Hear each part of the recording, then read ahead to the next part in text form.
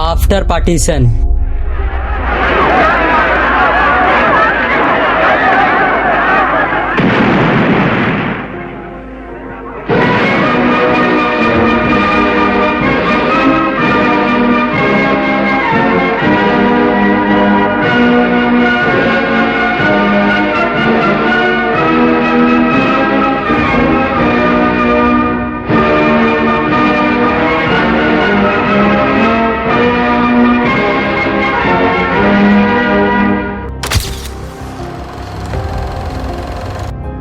India's brutal riot since partition.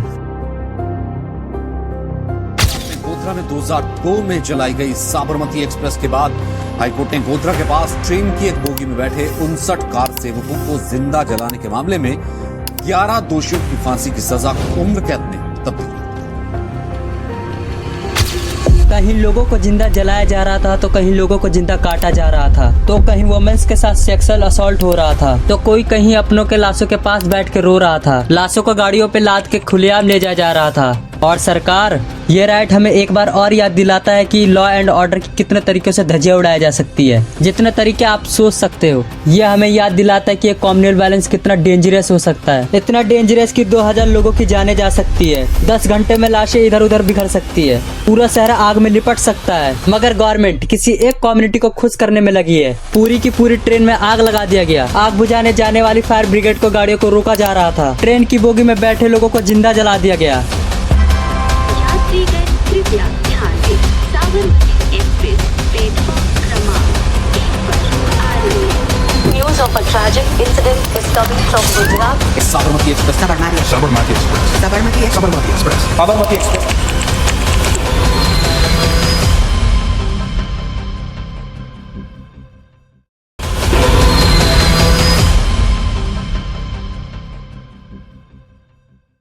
अब तक बाबरी मस्जिद और राम जन्मभूमि के कॉन्फ्लिक्ट को 8 से 9 साल हो गए थे और इससे इंडिया के काफी हिंदू एंड मुस्लिम ऑर्गेनाइजेशन जुड़ी हुई थी। ऐसी ही एक ऑर्गेनाइजेशन है विश्व हिंदू परिषद, जिन्होंने 2002 में एक 100 दिन का पुण्य आहुति यज्ञ रखा, जिसमें इंडिया भर के काफी हिंदू आए और गुजरात से भी काफी लोग आए। और ये जो लोग थे इनको कार सेवक भी कहते थे। लगभग 2000 कार सेवक आए थे इस यज्ञ में। 22 फरवरी को इनको अहमदाबाद से अयोध्या जाना होता है और 26 को अयोध्या से अहमदाबाद आना होता है। तो 25 को ये यज्ञ पूरा होता है और 26 को कार सेवक अहमदाबाद के लिए निकल जाते हैं। इस ट्रेन के कोच S6 एंड S5 में ज्यादा कार सेवक बैठे थे। ऑल्दो इस ट्रेन में 1100 लोगों की कैपेसिटी थी, बट इसमें 2000 से ज्यादा लोग थे। इस ट्रेन का नाम साबरमती एक्सप्रेस था। इस ट्रेन को तो सुबह 4 बजे अहमदाबाद पहुंचना था, बट ये ट्रेन लेट थी और सुबह 6:30 बजे गोधरा स्टेशन से एक स्टेशन पहले दाहोद स्टेशन पहुंची। इसके बाद 7:43 पे ये Sabarmati express Godhra railway station पे रुकी। इसी बीच ट्रेन के चैन को मल्टीपल्स टाइम खींचा गया और इसको ट्रेन के ड्राइवर ने भी कंफर्म किया, बट अब ट्रेन स्टेशन के आउटर पे रुकी थी और यहीं पर मुस्लिम मॉब ने ट्रेन पर अटैक कर दिया।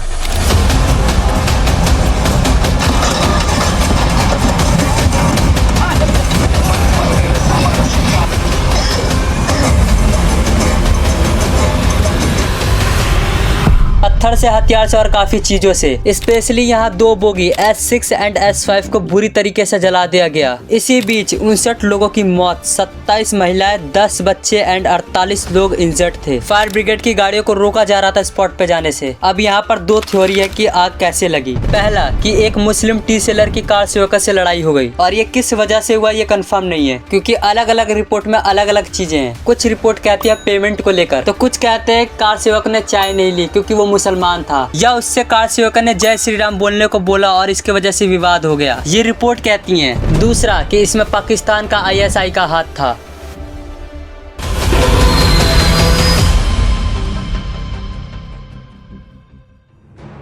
अब शाम 4:30 बजे साबरमती एक्सप्रेस अहमदाबाद पहुंचती है सारे लाशों को लेकर। अब यहाँ पर भी लॉ की धज्जियां उड़ाई जाती है और इन सब डेड बॉडीज को उनके फैमिली मेंबर्स को देनी चाहिए, बट ये सारी बॉडीज को लेकर विश्व हिंदू परिषद को हैंड ओवर कर दिया। अब डेड बॉडीज को गाड़ियों पर लाद कर खुलेआम ले जाया जा रहा था। इसे देख हिंदू कम्युनिटी में आग भड़क गई। ये सब लोग एंटी मुस्लिम नारे लगाने चालू कर दिए। अब कुछ देर बाद एक बस में कार सेवक अयोध्या से आए। उनका वेलकम करने के लिए ऑलमोस्ट 500 हिंदू कम्युनिटी की क्राउड ने वेलकम किया। ये कार सेवकों ने ट्रेन में लगी आग के बारे में बता दिया। अब रात के 9:30 बजे तक पूरे गुजरात में दंगा फैल चुका था। जगह जगह दंगे हो रहे थे। पुलिस के ऊपर पत्थर फेंका जा रहा था, लोगों को जिंदा जलाया जा रहा था, गाड़ियों में आग लगाया जा रहा था। अब अगले दिन यानी 28 फरवरी से 1 मार्च तक कर्फ्यू लगा दिया गया। अब डेड बॉडीज को लेकर अहमदाबाद के सिविल हॉस्पिटल में ले जाया गया। एट द टाइम हॉस्पिटल के बाहर हिंदू संगठन RSS, BHP, बजरंग दल जैसे और भी संगठन के 3000 लोग का क्राउड था। अब 10 लोगों की अंतिम यात्रा शमशान घाट तक निकाली गई। लाशों को पूरे गुजरात में घुमाया गया। इसमें 6000 लोग शामिल थे। अब पूरी क्राउड अहमदाबाद के गुलबर्ग सोसाइटी नारोदा पार्टी नारोदा गांव के पास क्राउड अनकंट्रोल होने लगी। इस सोसाइटी के लोगों ने पुलिस को बैक टू बैक कॉल किया, बट पुलिस नहीं आई। उसी सोसाइटी में कांग्रेस के MP एहसान जाफरी के घर लोग पहुंचते हैं तो एहसान जाफरी भी पुलिस को कॉल करते हैं, पुलिस चीफ को कॉल करते हैं, बड़े बड़े नेताओं को कॉल करते हैं, बट कोई जवाब नहीं देता। अब सोसाइटी के घरों में लाइन से आग लगा दिया जाता है और एहसान जाफरी के साथ 59 लोगों की अपनी जान गंवानी पड़ती है और 18 घरों को जला दिया जाता है। सेम डे अहमदाबाद के नरोदा में 5000 हिंदू मोब ने अटैक किया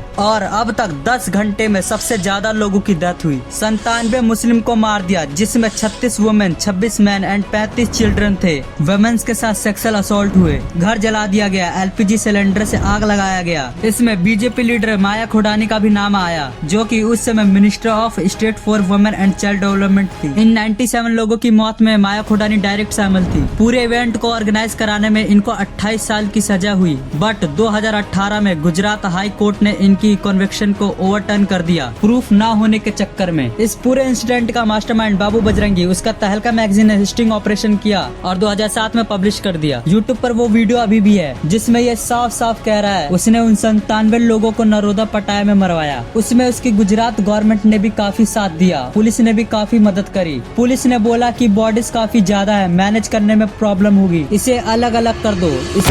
पेट्रोल डीजल फिर वो थोड़े आगे जाते थे, वहाँ मस्जिद के आगे सब वो इकट्ठा हो गए। फिर काटो मारो में चल भी गए, पूरा हो गया। नहीं तो लेकिन इन्होंने बच्चों को, औरतों को कायदे से काटा है, किसी को नहीं छोड़ा। पनपले नहीं चाहिए। मैं तो आज भी बोलता हूँ कि कुछ भी हो, लेडीज हो, बच्चे हो, कुछ भी हो, काटने से कुछ, मारो काटो जला ना छोड़ो। अपने हिंदू बदमाश है, हिंदू बदमाश इसलिए बोलता हूँ साहब कि हमारे नजर के सामने हिंदू इतने बदमाश है, वो लोग बहुत लोगों ने लूटने में रहे। इसके बाद बाबू बजरंगी को उम्र कैद होती है, बट ये कोर्ट में कंफर्म नहीं हुआ और इसे छोड़ना पड़ा। एक्चुअल में कोर्ट में कुछ कंफर्म नहीं हुआ, सबको छोड़ना पड़ा।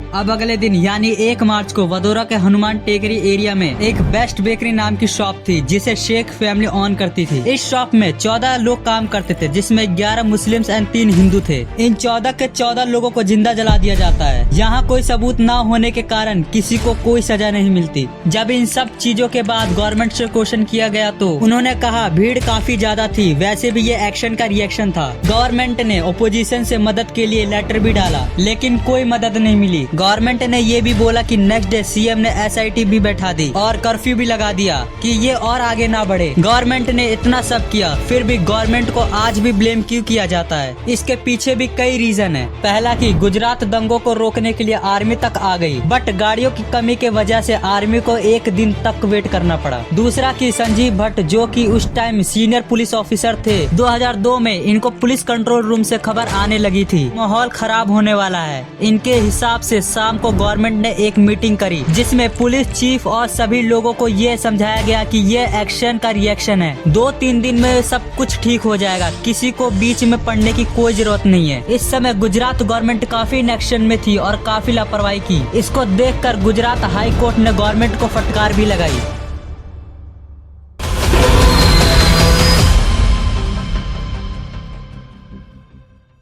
इन सब के बाद गुजरात गवर्नमेंट ने नई स्पेशल इन्वेस्टिगेशन टीम बनाई, नानावती मेहता कमीशन, जिसने गुजरात दंगे और गोधरा कांड दोनों की एक साथ इन्वेस्टिगेशन की। और इस चीज को लीड कर रहे थे सुप्रीम कोर्ट के रिटायर्ड जज GT नानावती। उस समय फॉर्मल PM नरसिम्हा राव तक को इन्वेस्टिगेशन में बुला लिया, बट गुजरात दंगों की बात आई तो इन्होंने गुजरात गवर्नमेंट में किसी को पूछताछ के लिए नहीं बुलाया और इसको लेकर लोग खुश नहीं थे।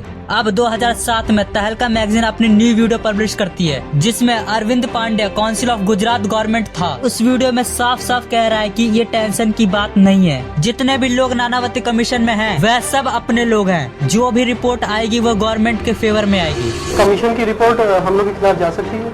नहीं, वो पुलिस के खिलाफ थोड़ी जाएगी। और ऐसा है कि जो सिलेक्शन हुआ है जी जजेस का, वो कांग्रेस के जजेस है। हाँ, नानावती। अब इसके बाद नानावती कमीशन अपनी 1500 पेजेस की final report Gujarat high court को सबमिट करती है, जिसमें गुजरात गवर्नमेंट RSS बजरंग दल को क्लीन चिट दे दिया जाता है। और इसमें यह भी बताया गया कि ये जो गोधरा ट्रेन बर्निंग इंसिडेंट था ये एक प्री प्लान्ड अटैक था। इसका मास्टरमाइंड मौलवी हुसैन हाजी इब्राहिम और नानू मियान थे। 2004 में जब कांग्रेस की गवर्नमेंट सेंटर में आई तो एक अलग से कमेटी बनी, उमेश चंद्र बनर्जी कमेटी। उस समय रेलवे मिनिस्टर लालू प्रसाद यादव थे जिसने एक कमेटी को अपॉइंट किया और ये रिपोर्ट 4 महीनों में बना दिया गया और बताया गया कि ट्रेन में आग जानबूझकर नहीं लगाया गया था। और इस चीज को कांग्रेस के लीडर 2 साल पहले से बोल रहे थे कि प्री प्लान्ड अटैक नहीं था, ये एक हादसा था। यही चीज रिपोर्ट में भी आई। जैसे नानावती कमीशन का झुकाव किसी एक पर्टिकुलर कम्युनिटी की तरफ था, वैसे ही यूसी बनर्जी कमेटी का झुकाव एक पर्टिकुलर कम्युनिटी की तरफ था। अब ये सब चीज देखने के बाद नेशनल ह्यूमन राइट कमीशन ने बोला कि यह दोनों रिपोर्ट अपने अपने पार्टियों के लोगों को फेवर कर रही है, जो कि एक बहुत बड़ी गलती है, जो कि लॉ एंड ऑर्डर की ध्वजें उड़ाती है। इस पूरे इंसिडेंट में 1000 लोगों की मौत हो गई। यह एक ऑफिशियल फिगर है, अनऑफिशियल तो 2500-3000 हजार तक को टच करता है। देखिए अब इस इंसिडेंट के बाद ये तो पता लग गया कि एक कम्युनल वायलेंस कितना ज्यादा डेंजरस हो सकता है और ये हमारे लॉ एंड ऑर्डर पर धब्बा लग कर रह गया।